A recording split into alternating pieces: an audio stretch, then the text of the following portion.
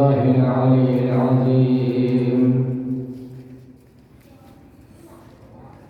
أعوذ بالله من الشيطان اللعين الرجيم. بسم الله الرحمن الرحيم. الحمد لله الذي هدانا لهذا وما كنا لنهتدي لولا أن هدانا الله. لقد جاءت رسل ربنا بالحق. الصلاة والسلام والتحية والإكرام مولانا ومولى الثقلين محبوب رب المشرقين والمغربين جد الحسن والحسين بالقاسم محمد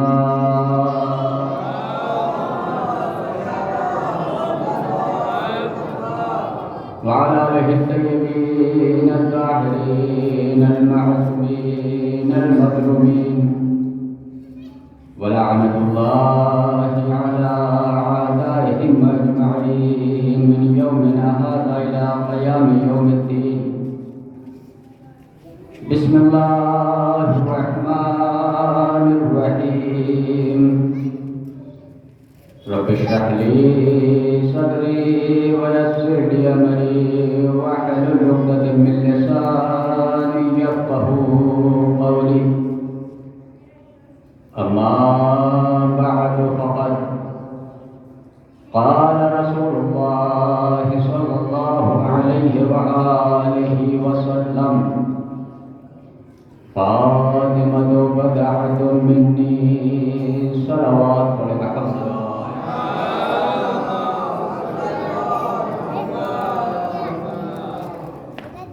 عزیزان محترم، سامعین کرام، بزرگان ملت، جیسا کہ آپ بخوبی جانتے ہیں کہ غالباً ایک مہینے سے یہ مسلسل عزا کا سلسلہ جاری و ساری ہے، اور الحمدللہ پوری دنیا میں عزائے فاطمی منایا جا رہا ہے. دنیا کے ہر گوشے میں، ہر شہر میں، ہر گاؤں میں، ہر جگہ پوری دنیا میں شہزادی کا غم منایا جا رہا ہے.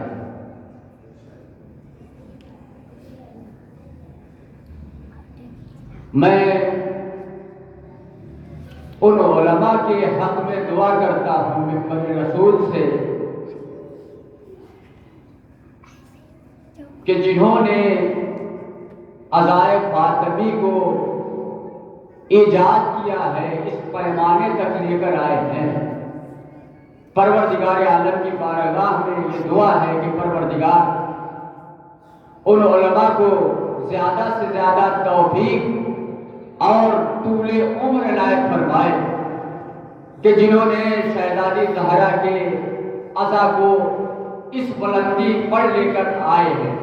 جیسے آیت اللہ العظمیٰ آقا وحید خراسانی صاحب بہت بڑے عالم دین ہیں، اعلیٰ پیمانے میں ایران میں ہیں، جنہوں نے اس عزا کی بنیاد رکھی ہے.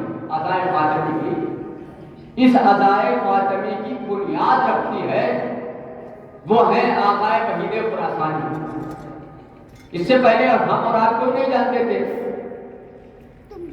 تاریخوں میں شہزادی کی شہادت تو ملتی تھی کہ فلاں تاریخ میں شہزادی کی شہادت ہے. اتنا بڑا غم نہیں مناتے تھے، مجلسیں نہیں کرتے تھے، بس اتنا جانتے تھے کہ 3 جمادی الثانی کو شہزادی کی شہادت ہے. لیکن خدا کی قسم آقا وحید خراسانی نے پیدل چل کر جلوس نکالا اور اپنے مدرسے کو، یعنی ایران کے اندر ان کا جو مدرسہ ہے، حوضہ ہے، اپنے حوضے کو انہوں نے کالے پرچموں سے بالکل سیاہ کر دیا تھا. یعنی اتنے سیاہ پرچم لگا دیے تھے تو پورا عہدہ سیاہ ہو گیا اور اس عروج تک لے آ کے رکھا ہے، اس بلندی پہ لے آ کے رکھا ہے کہ آج دنیا کے ہر کونے کونے میں شہزادی کی عزاداری ہو رہی ہے، شہزادی کی مجلسیں ہو رہی ہیں۔ عزیزان محترم، کیوں نہ ہم شہزادی کا ذکر کریں، کیوں نہ ہم شہزادی کی عظمت کو بیان کریں، کیوں نہ شہزادی کے اوپر جو مظالم ڈالے گئے ہیں ان کو بیان کریں۔ ہم شہزادی کے مظالم کو بیان کریں اور اس طریقے سے بیان کریں کہ جس طریقے سے امام حسین علیہ السلام کے اوپر جو ظلم ہوا ہے اس کو بیان کرتے ہیں۔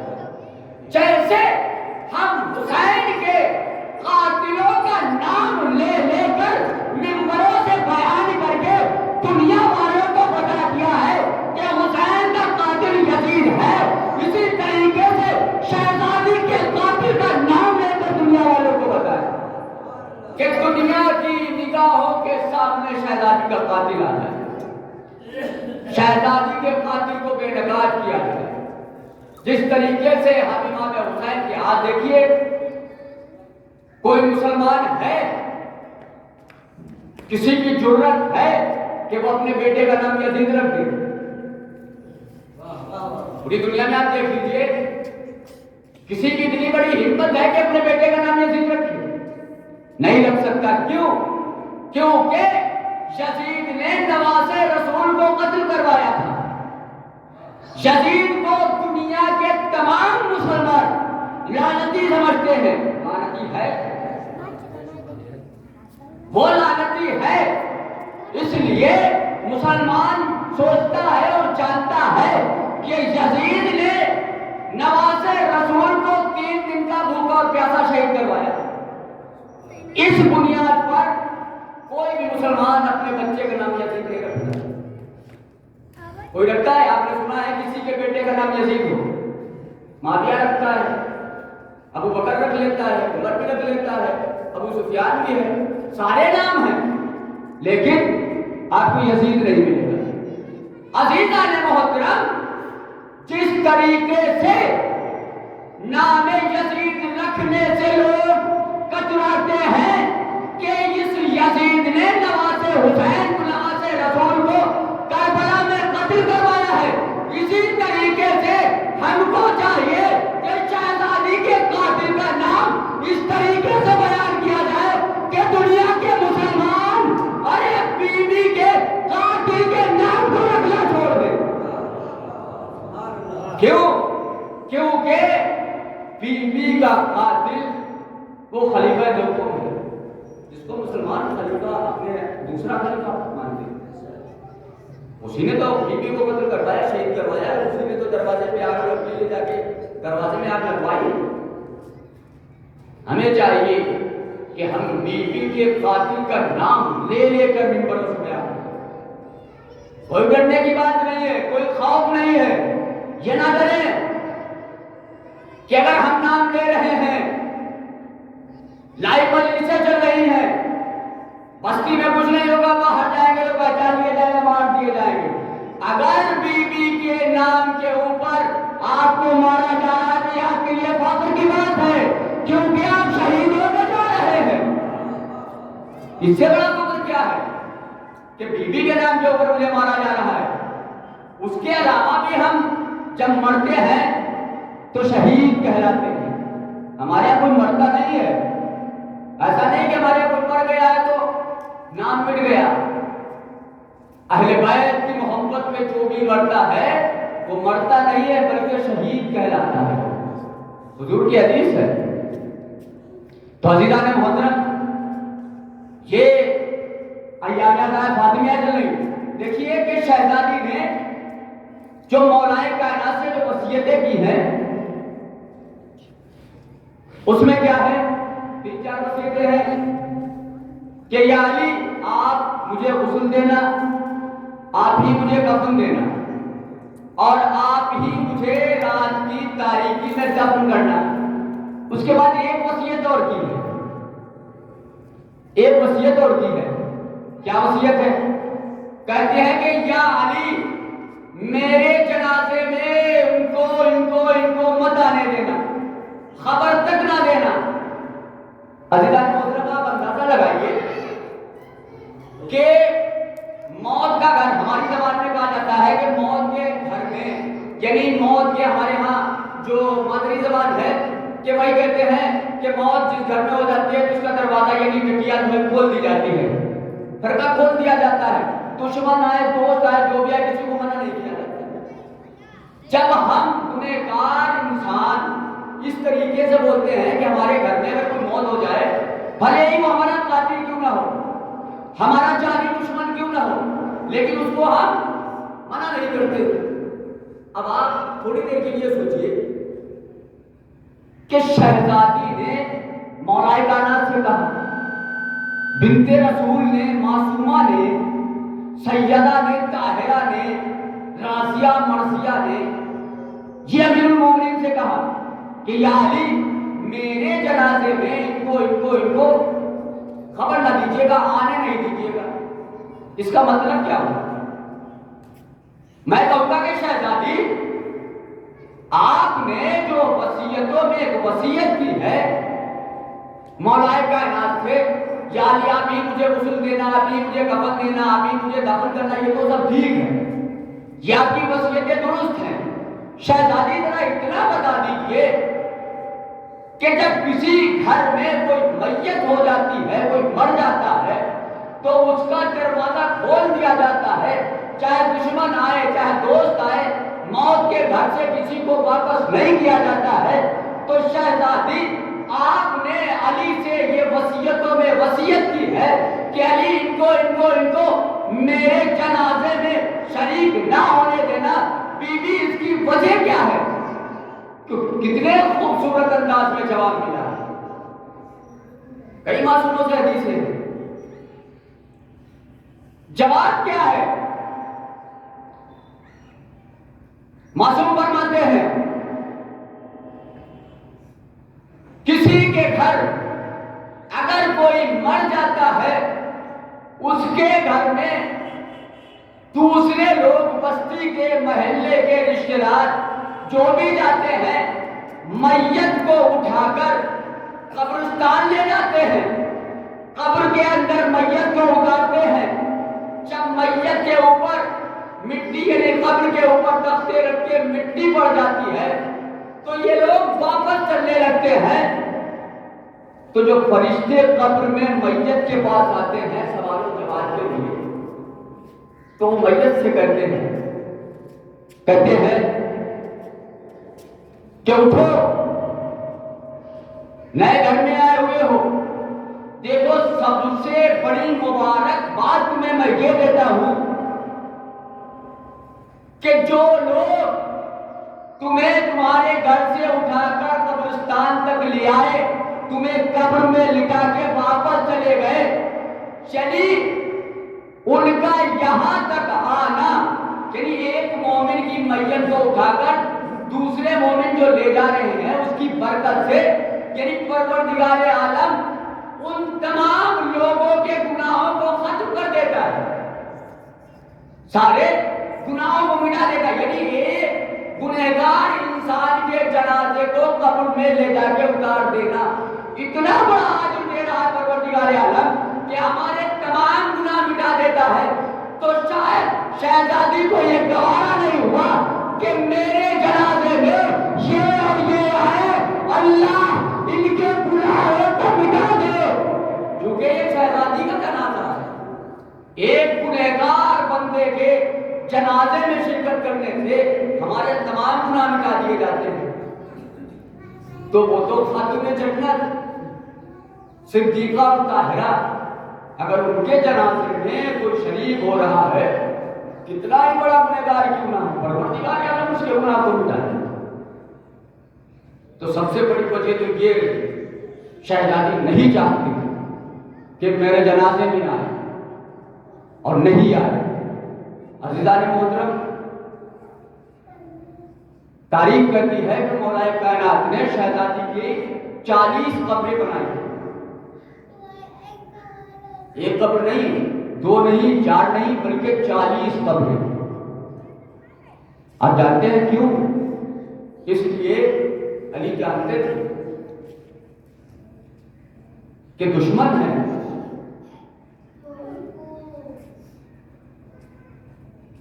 ان کو ہم نے جنازے میں شرکت کے لیے بلایا نہیں، ان کے رسول کا جنازہ ہے، کیا کر سکتے ہیں؟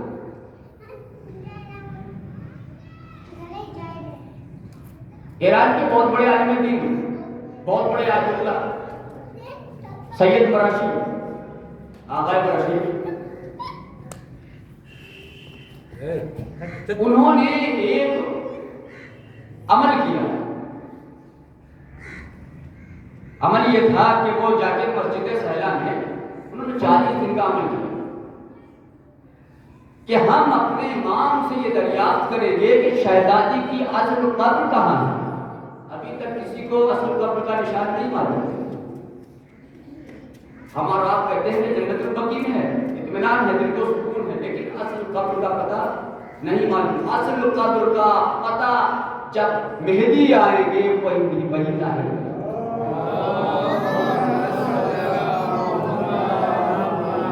مسجد سہلا میں ہے، 40 دن کا عمل ہے۔ آقا براشی جنہوں نے 40 سال اپنی ریش مبارک سے امام رضا کے دروازے کے اوپر جانو کشی، 40 سال مسلسل اس سے اپنی ریش مبارک سے، کتنے اعلیٰ پیمانے کی وہ پریشان کہ شہزادی کی اصل قربت کہاں ہے۔ انہوں نے عمل کیا اور عمل کرنے کے بعد عالم خواب میں جب مولا کائنات آئے ہیں، قمر رشید کیوں پریشان ہو؟ کوئی سوال ہے، کوئی مسئلہ ہے جو درپیش آیا ہے، اس کا جواب چاہیے۔ کا مولا کوئی مسئلہ نہیں، کا پھر کا مولا بس مجھے اتنا بتا دیجئے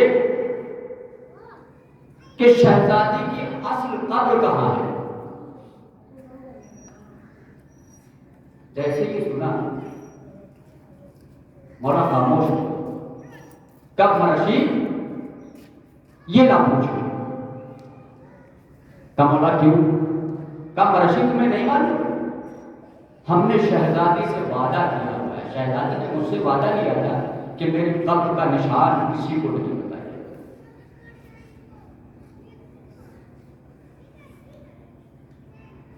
اچھا مولا، کم رشید مجھ سے یہ وعدہ توڑواؤ نہیں۔ یہ جو تربت زہرا ہے، جہاں پہ اصل تربت زہرا کی ہے، اس کو ہمارا مہدی جب آئے گا وہی ظاہر کرے گا۔ تو عزیزان محترم، کتنی پوشیدہ جگہ کے اوپر شہزادی کو رکھا گیا ہے۔ جنت البقیع میں روزہ بنوایا گیا تھا، اس کو بھی ظالموں نے مسمار کر دیا، ڈال کر دیا، یعنی زندگی کی تربت کے اندر بچائے۔ تو عزیزان محترم،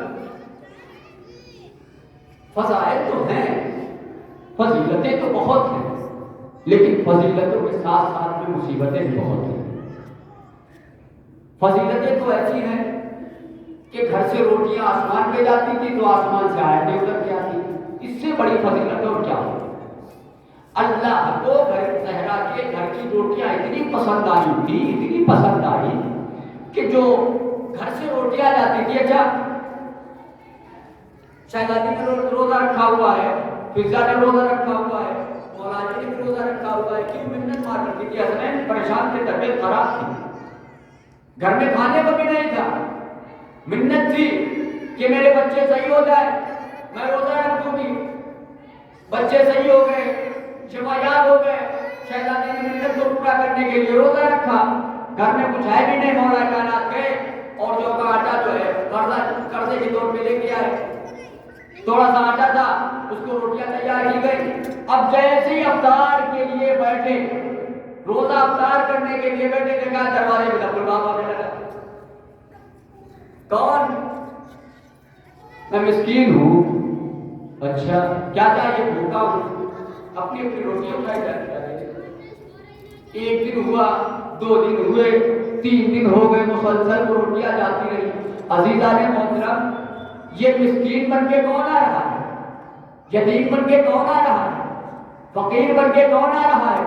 اللہ کی طرف سے اللہ کے بھیجے ہوئے جنت کے فرشتے تھے. کوئی یتیم بن کے میرے سیدہ پہ آ رہا ہے, کوئی اسیر بن کے آ رہا ہے, کوئی مسکین بن کے آ رہا ہے. سیدہ نے اپنے روزے کو پانی پہ افطار کر کے وہ روٹیاں یتیموں میں دے دی, مسکینوں میں دے دی, یتیموں میں دے دی. جب یہ روٹیاں وہ فرشتے لے کر بارگاہ پروردگار عالم میں پہنچے, پروردگار عالم نے زہرا کے ہاتھ کی بنائی ہوئی روٹیوں کو دیکھا. دیکھنے کے بعد کہا کہ لے جاؤ اس پورے سورے کو سیدہ کے حوالے کر دو, جسے سورہ حیاتہ کہتے ہیں. شہباز بھیجے محمد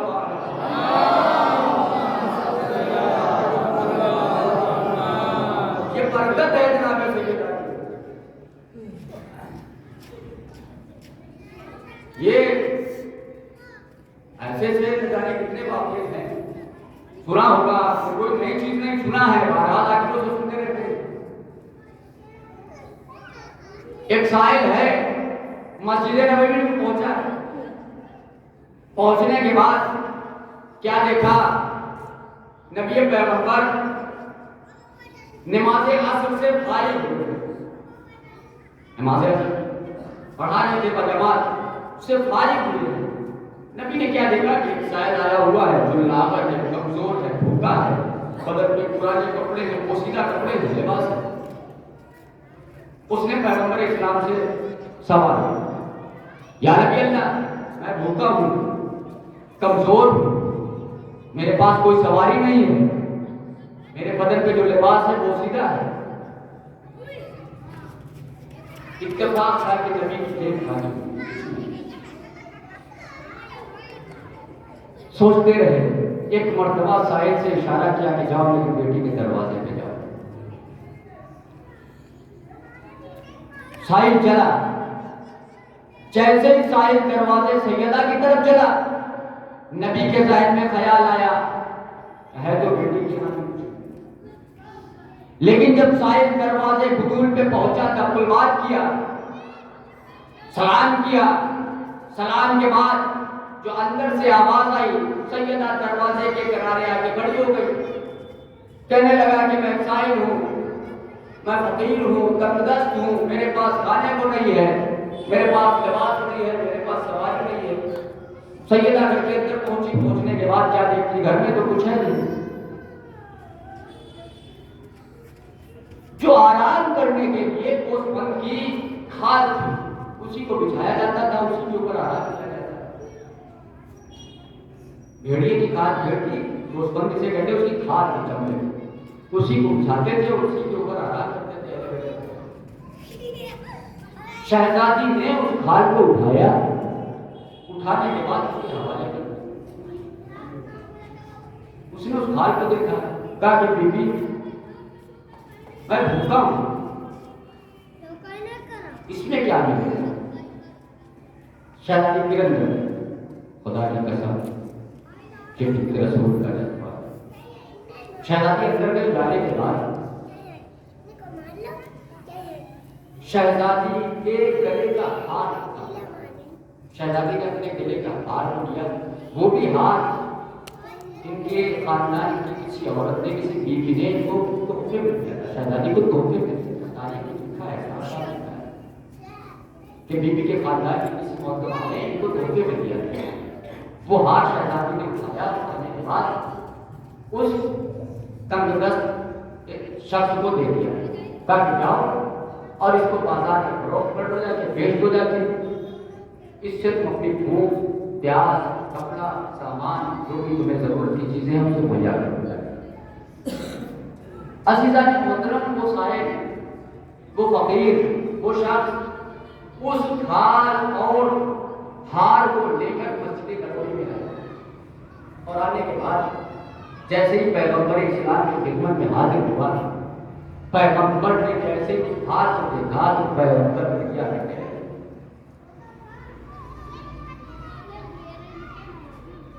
پھر وہ ہار جناب ہمارے یاسر نے خرید لیا.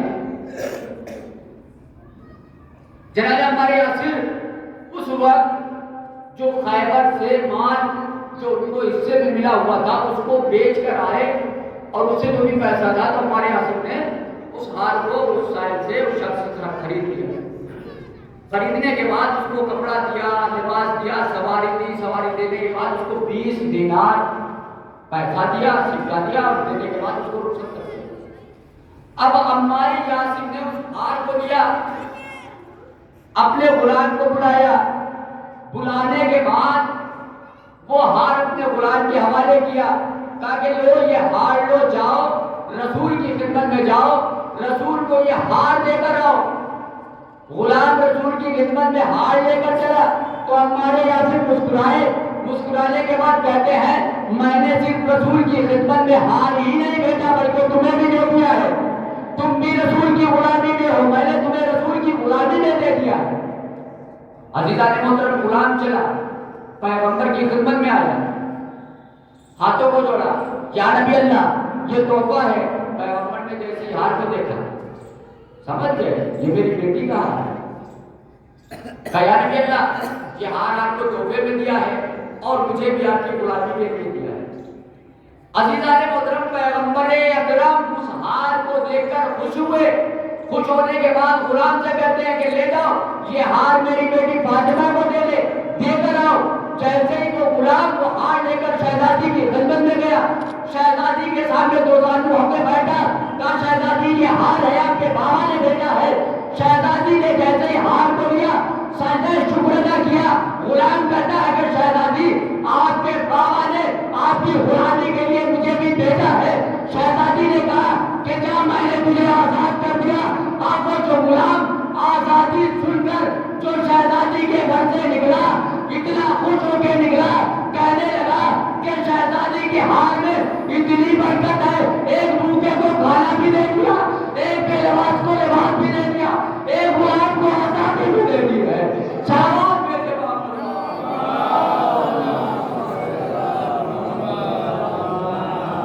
یعنی وہ برکت ہے ہار کی. بھوکا سائل آیا اس کو کھانا بھی دے دیا، سواری بھی دے دی، پیسہ بھی دے دیا اور ایک غلام کو آزادی بھی دی. تو یہ ہے عظمت، یہ ہے برکت. عزیزان محترم پیغمبر اسلام کے لیے قرآن مجید کی آیت ہے. قرآن مجید میں پروردگار عالم نے پیغمبر کا جو تعارف کرایا ہے، یعنی محمد کا جو تعارف کرایا ہے وہ یہ کہہ کے کرایا ہے کہ وما محمد الا رسول. تعلق دیکھیے، اس کے بعد انشاءاللہ رب کے مسائل بہت زیادہ بیان نہیں کرنا. پیغمبر کا تعلق جو اللہ نے قرآن کے ذریعے سے کرایا ہے وہ یہ کہہ کے کرایا ہے کہ محمد وما محمد الا رسول، محمد کچھ نہیں ہے سوائے کہ رسول. اللہ اپنے حبیب کا جو قرآن کے ذریعے سے تعلق کرا رہا ہے وہ یہ کہہ کے کرا رہا ہے کہ محمد کچھ نہیں ہے سوائے کہ رسول.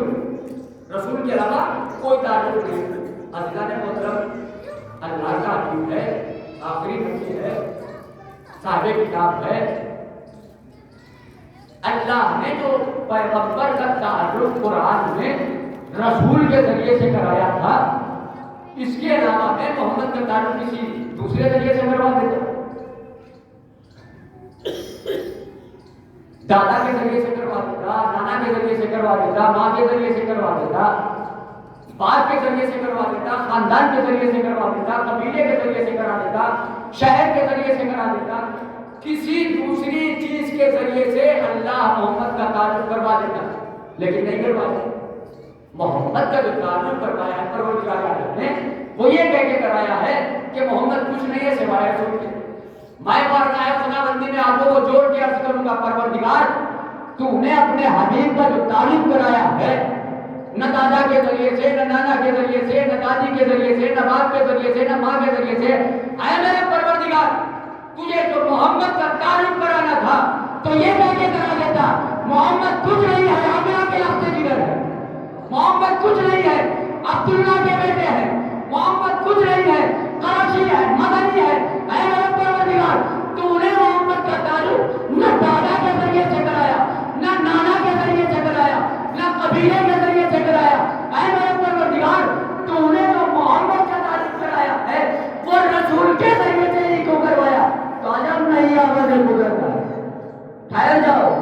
گھبراؤ نہیں، پریشان نہ ہو، میں نے جو محمد کا تعارف کرایا ہے وہ یا تو رسول کے ذریعے سے یا 24 ذوالحجہ کو دیکھنا، جب رسول اپنے چھوٹے سے کارواں کو لے کر میدان مباہلہ میں پہنچیں گے، جب مباہلے میں پہنچے عیسائیوں نے رسول کے قافلے کو آتے ہوئے دیکھا، گھبرا گئے، پریشان ہو گئے، کہنے لگے کہ ان سے مقابلہ نہیں ہو سکتا، ان سے مباہلہ نہیں ہو سکتا۔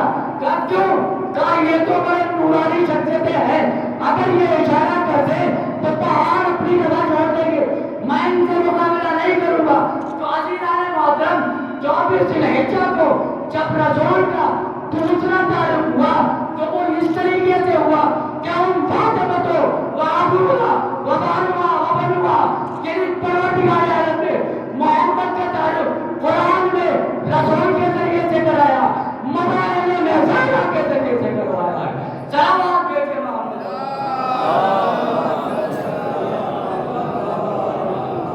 اللہ نے محمد کا تعلق قرآن میں رسول کے ذریعے سے کرایا، مباہلے میں زہرا کے ذریعے سے کرایا۔ ایسے کے ساتھ پڑھتے ہیں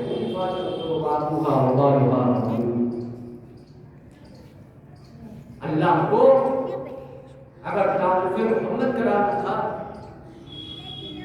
تو یہ کہہ دیتا یہ محمد ہے، یہ علی ہے، یہ حسنین ہے، یہ فاطمہ ہے، یا اس طریقے سے تعلق کروا لیتا علی ہے، علی کے بھائی محمد ہیں، یا علی کے سسر محمد ہیں، علی کے بیٹے حسنین ہیں، علی کی زوجہ فاطمہ ہے، لیکن پروردگار عالم نے مرکز بنایا ہے زہرا کو،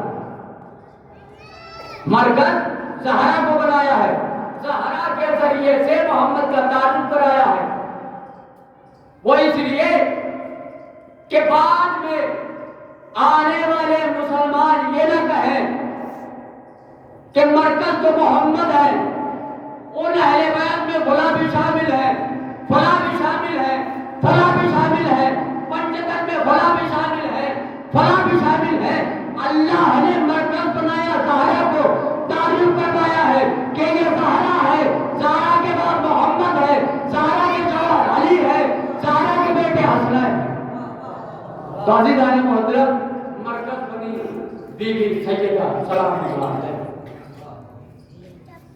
بس عزیزان محترم وہی فاطمہ کہ جن کی اتنی بڑی فضیلت، جن کی شان میں آیت تطہیر نازل ہوئی، جن کے لیے سورہ طہر نازل ہوا، تو اسی بی بی کے یعنی وہ سیدہ جس کی تعظیم کے لیے رسول گیا، رسول اپنی جگہ سے اٹھ رہا ہے، اپنی بیٹی کی تعظیم کے لیے کائنات کا نبی کھڑا ہو گیا کرتا تھا، اسی بیٹی کو دربار میں مسلمانوں نے کھڑا کر رکھا تھا۔ ذرا اندازہ لگائیے، جس کی تعظیم کے لیے نبی کھڑا ہوا کرتا تھا، اسی بیوی کو مسلمانوں کے خلیفہ نے دربار میں کھڑا کر رکھا۔ کتنا بڑا ظلم، اتنی دیر شہزادی تاریخ، اتنی دیر شہزادی دربار میں کھڑی رہی کہ شہزادی کے پیروں میں ورم آ گیا ہے۔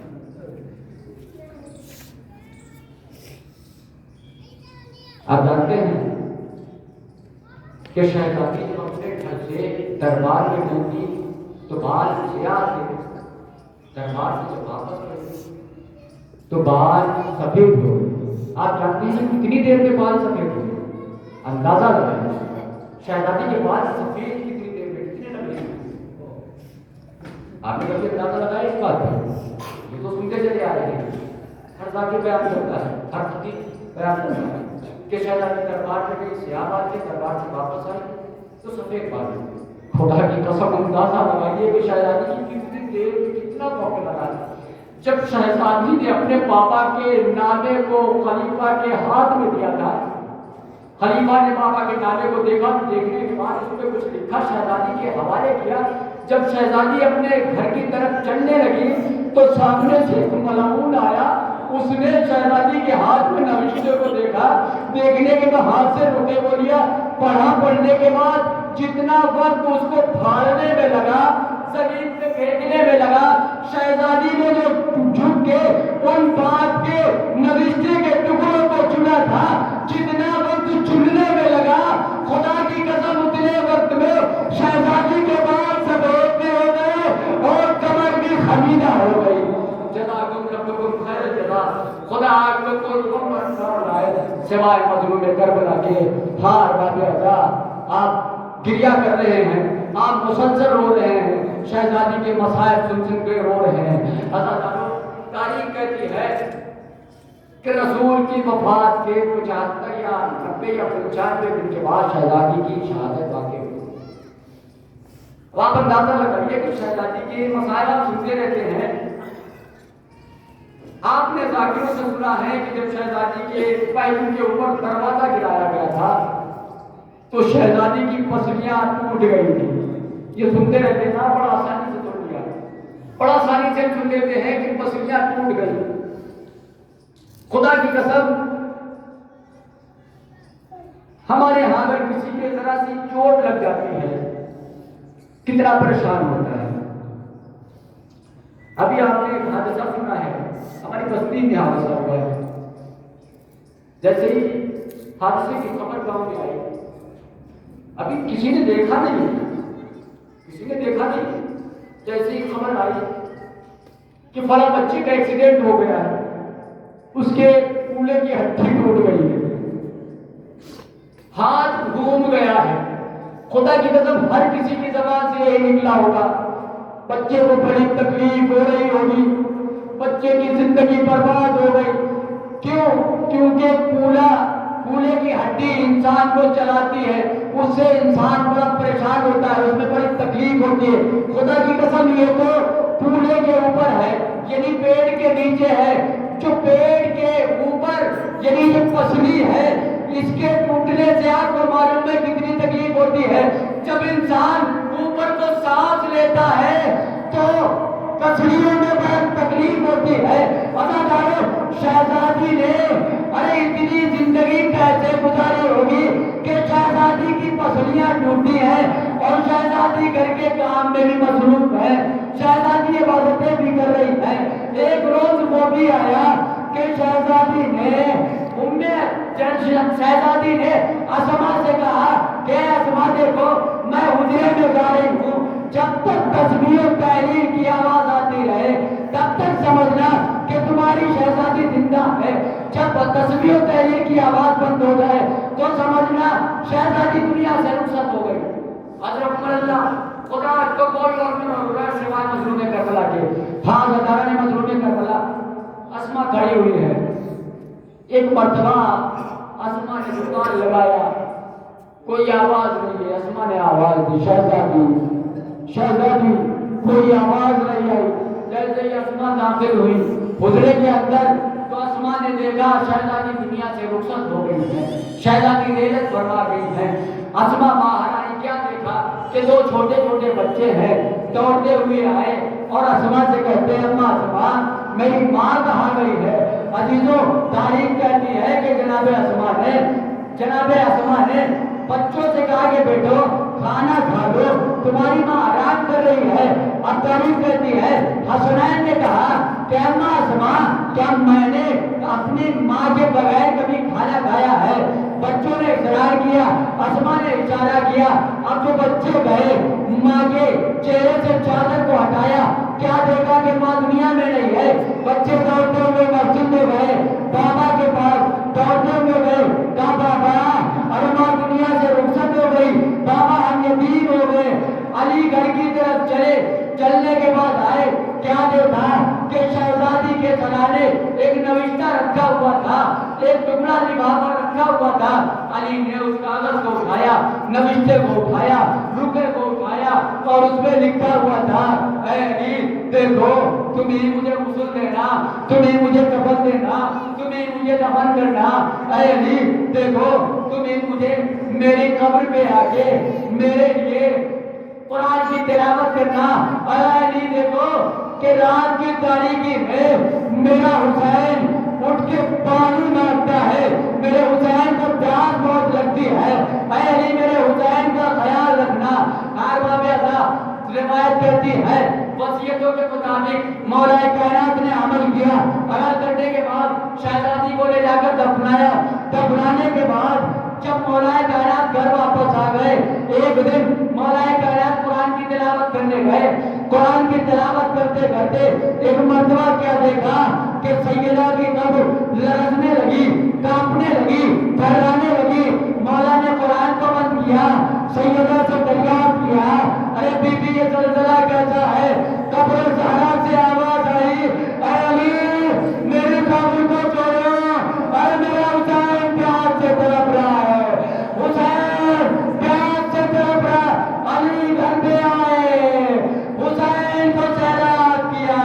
میں کہوں گا اے علی، ارے آج آپ حسین کو پانی سے سیراب کرے، ارے دسمان جن کو یہی حسین ہوگا، شکر کا گند خنجر ہوگا، 3 دن کی بھوک پیاس ہوگی، حسین کا گلا ہوگا، شکر سے باہر ہوگا، اسے آج